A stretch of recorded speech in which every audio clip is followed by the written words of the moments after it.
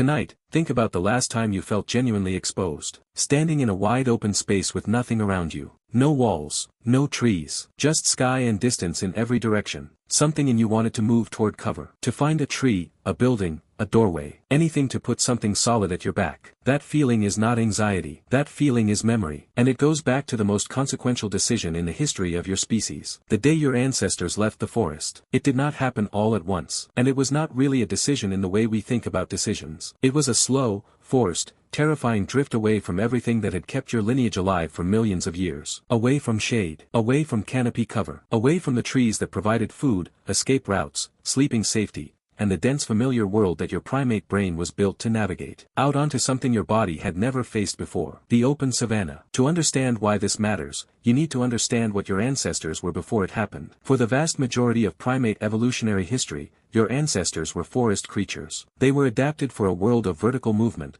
broken light, rich food density, and three-dimensional navigation through branches and canopy. Their bodies were built for climbing. Their eyes were designed for close-range color discrimination, spotting ripe fruit against dense green foliage. Their social groups were small, embedded in stable forest territories, and organized around a world where resources were vertically distributed and cover was everywhere. Then the climate shifted. Roughly 6 to 8 million years ago, global climate patterns began cooling and drying across the African continent. Forests that had covered vast stretches of eastern Africa began to shrink. The canopy retreated. The dense forest broke apart into patches. And in between those patches appeared something new. Something flat, hot, exposed, and radically different from anything the primate body had been designed to navigate. Grassland. Paleoanthropologist Richard Wrangham at Harvard has spent decades studying this transition and its effects on human evolution. His work and the broader scientific consensus describe a species pushed to the margin of its former habitat, forced to cross increasingly open ground between diminishing forest patches, and slowly, over hundreds of thousands of years,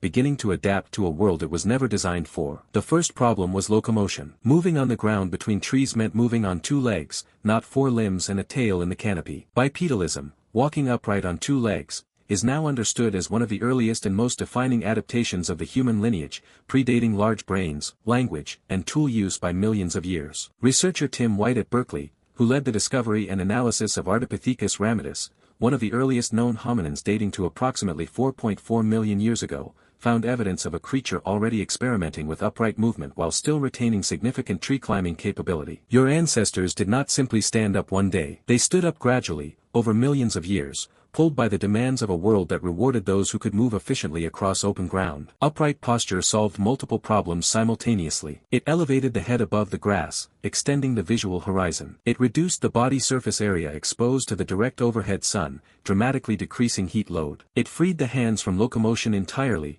making them available for carrying, for tool use, for gesture and communication. And it allowed the human body to access the persistence running capability that would eventually make your ancestors the most efficient long-distance hunters on the planet. But the open savanna did not just reward new physical abilities. It punished old ones. In the forest, a primate threatened by a predator climbs. The tree is the escape route, the refuge, the safe zone. On the open savanna, there is no tree to climb. There is nowhere to hide. The predator that was once a manageable risk becomes an existential one. Lions, leopards, hyenas, wild dogs. The predators that patrolled the African grassland were numerous, fast, and fully adapted to killing in open terrain. Your ancestors arrived on the savanna with a body designed for the forest and had to survive in a world designed against them. The response to this pressure was social. Anthropologist Dunbar at Oxford has studied the relationship between predator pressure, group size, and social complexity in primates. His research suggests that the move to open terrain was one of the primary drivers of the rapid expansion of human social group size, language, and the capacity for what he calls social cognition,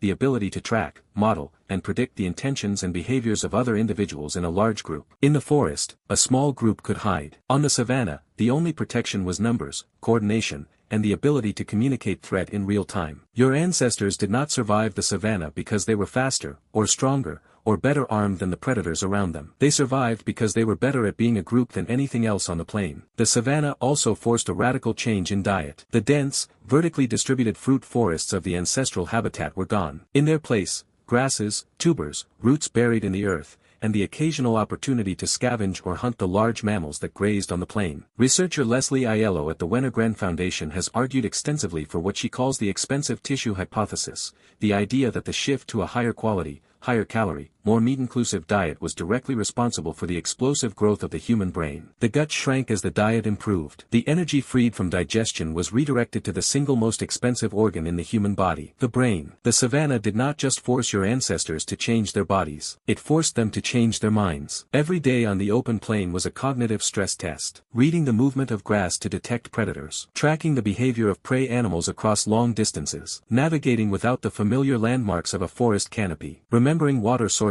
across miles of identical-looking terrain, cooperating with a group large enough to offer protection but complex enough to require constant social management. The forest had been a relatively stable, resource-rich, predictable world. The savanna was unstable, resource-scarce, and lethal. And the species that survived it were the ones whose brains could process that complexity faster, more accurately, and with greater flexibility than any competitor. Researcher Rick Potts at the Smithsonian Institution has proposed what he calls the variability selection hypothesis, the idea that it was not any single environmental pressure but the extreme variability of the savanna environment, its unpredictability, its wild swings between wet and dry, between resource abundance and scarcity, between safety and sudden lethal threat, that drove the most explosive period of human brain expansion. The brain that survived the savanna was not specialized for any single environment. It was built for change itself. You are the product of that brain. Every cognitive tool you possess, your ability to plan across time, to model the intentions of others, to adapt your behavior to radically different contexts, to work in large coordinated groups toward long-term goals,